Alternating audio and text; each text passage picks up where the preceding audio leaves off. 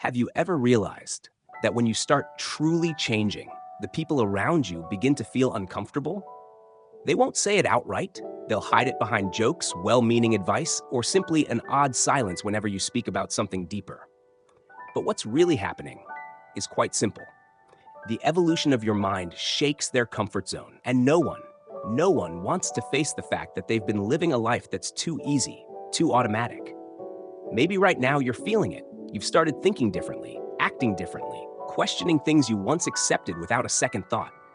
And then you start to feel alone, misunderstood, even judged.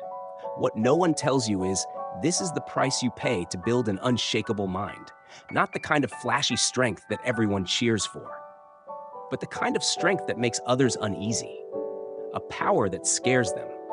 Because just by existing, you expose the weakness they've been trying to hide beneath their daily masks. Why does this happen? Because a truly powerful mind is a threat to collective mediocrity, and this is by design. When you begin to think independently, when you create your own value system and reject the easy truths everyone else believes, you become dangerous. Dangerous to the system, dangerous to others, and most dangerously, to your old self. This video is not comfort. It is a summons, a challenge. It's not for those looking for the easy path or who want cheap motivational quotes. It's for you, the one who's tired of living as a hostage to your own insecurities. The one standing at the edge of internal collapse, but still choosing to say, I will rebuild, from the ground up, solid, unbreakable.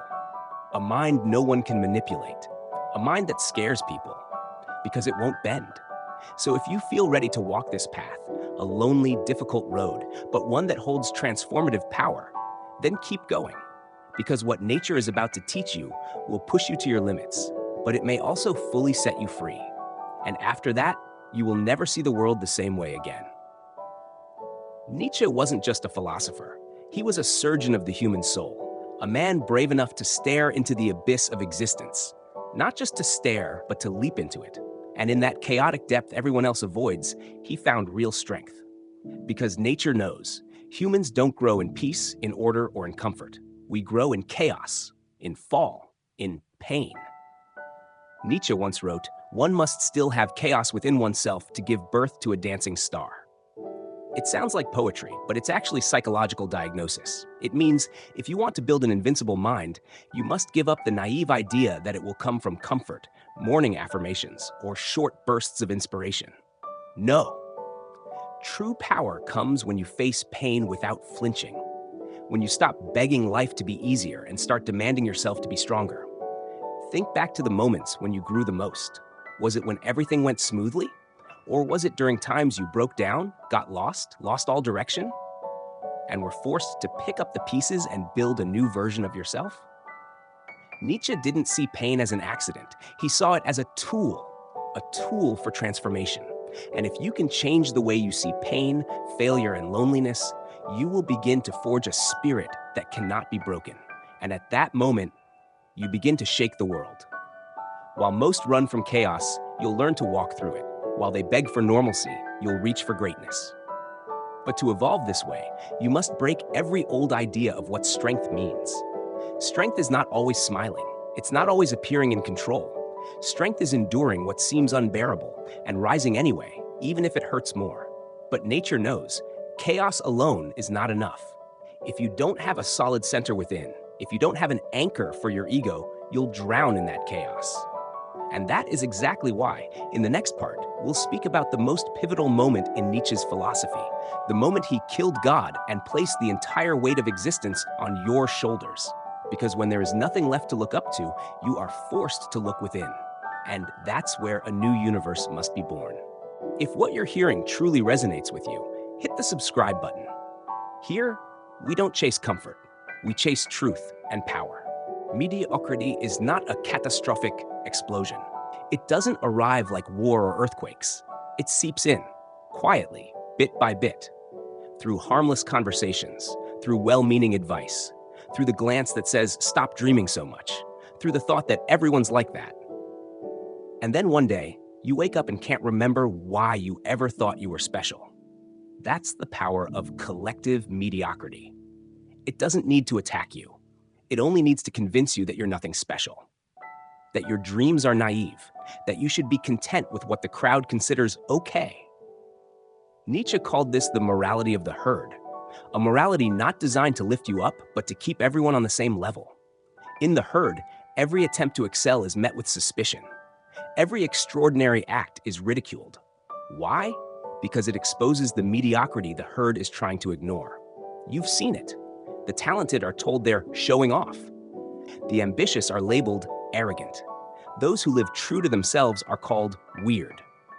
Every effort to become exceptional is surrounded by criticism, cleverly disguised as sincere advice. But that's not advice. That's mediocrity's defense mechanism.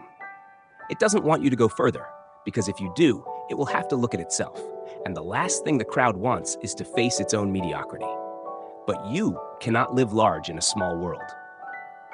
You cannot fly in a room full of bowed heads.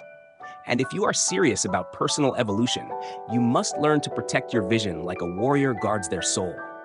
Not because you think you're better, but because if you don't protect the extraordinary part of you, the world will swallow it whole with average expectations. Don't confuse kindness with submission. Don't confuse humility with shrinking. Don't confuse stability with authenticity. You weren't born to make others comfortable. You were born to break the mold. And that means you must become dangerous, not in a destructive way, but in a way that makes you uncontrollable.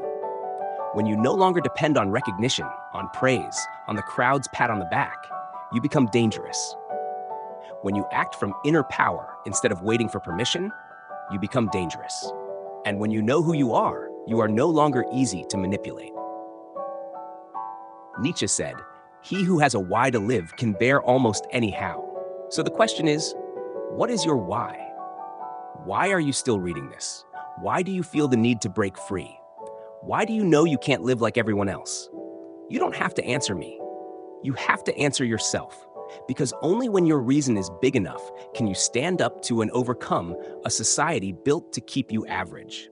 And if you are ready to look directly into that, into the fear, the loneliness, the feeling of being misunderstood, then congratulations. You've entered the most dangerous and most powerful part of your evolution. Here is the English translation of your powerful and thought-provoking text. There's a truth that very few are willing to face. You will never develop an unbreakable mind unless you're willing to destroy your familiar patterns. Those patterns could be your family, your society, your school, or even the person you were yesterday. And that's why, the moment you step out of your comfort zone, you become a threat. Not because you're trying to rebel against anyone, but simply because you dare to live differently. You dare to ask questions. You dare to reject prepackaged truths. And that alone makes people uncomfortable. They won't say it outright. They won't openly oppose you, but they'll smirk. They'll tell you you're overthinking. They'll say you need to be more realistic. But the real reason behind their discomfort is this. You're forcing them to confront something they don't want to see, that they're living a borrowed life with no true identity of their own. That discomfort is not your fault. It's the natural reaction of a system that feels threatened, and you must prepare yourself for it. Because if you truly want to rise, if you want to become a person who cannot be bent, you must be ready to endure the feeling of isolation. Friedrich Nietzsche called this spiritual rebellion, a painful but necessary journey. That's why he never wrote for the masses. He wrote for the few. For those who sense something is deeply wrong with the world, and who can no longer pretend not to notice. And to truly understand that path, you must understand one of Nietzsche's most important philosophical ideas, the death of God. This wasn't a declaration of atheism. Nietzsche wasn't celebrating, he was warning. He warned that we're now living in a world without absolute order. No one above to tell you what's right or wrong, worthy or unworthy. The death of God symbolizes the collapse of every external value system we've inherited.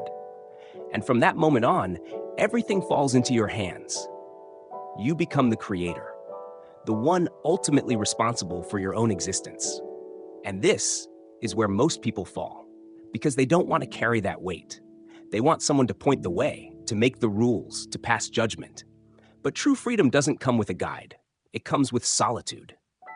And in that very solitude, a new being can be born. The Übermensch, the Overman. The Übermensch is not a superhero, not someone with supernatural powers. It is the symbol of a person who has transcended the limits imposed from the outside by society, religion, tradition. A person who doesn't wait for permission to live their truth, a person who dares to redefine themselves. And the most terrifying part? The Übermensch doesn't wait for the world to change. They change themselves to reshape the world. That is why their mind cannot be broken. Because it's not built on others' expectations. It doesn't need validation. It doesn't seek approval. It exists independently, like a mountain in the desert. No one invited them, and no one can ask them to leave. But this freedom is not free. It has a price. And that price is sacrifice. You must let go of the part of yourself that craves acceptance. Let go of the comfort that comes from belonging. And let go of the illusion that someone is coming to save you. No one is coming. You are the only one who can save yourself. That truth terrifies many, so they retreat into norms, into collective beliefs, into a life that's been proven safe. They choose normalcy because it's comfortable, but not you. You felt it for a long time that you weren't born to live a boxed-in life. You know there's something wilder, that's stronger inside you, that's dying to break free. And that is the part nature wants you to confront. Because if you're brave enough to listen to it, you won't just change, you'll evolve. Your mind will grow sharper, stronger, and more extraordinary than the world ever expected. But remember this, the further you go, the lonelier it gets. Nietzsche understood this more than anyone. He was rejected, called insane, isolated. But it was within that isolation that he discovered truths no one else dared face. And if you choose to follow this path, you too will meet resistance. People will say you've changed. They'll call you arrogant.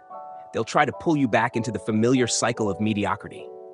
But you must decide, do you want to please others or become the highest version of yourself? No one can make that choice for you, but once you choose, everything changes.